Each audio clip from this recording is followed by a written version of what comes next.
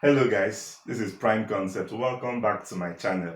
Now we started vectors on our previous videos, so I would continue. Now what I want to look at in this video is how to find the unit vector. How to find the unit vector. Now say we have a vector A and want to find the unit vector for A. The formula is very simple. The unit vector for A is denoted as this. So the unit vector for A, or pointing in the direction of A, is going to be A divided by the magnitude of A.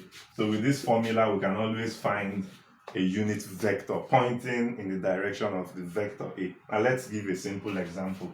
Say we have vector A equals 2i plus 3j minus 4k, like I used in my previous video. I want to find the unit vector pointing in the direction of A. The first thing I want to do is to get the magnitude of A, like we can see. So magnitude of A is given as this. So 2 square plus 3 square plus this.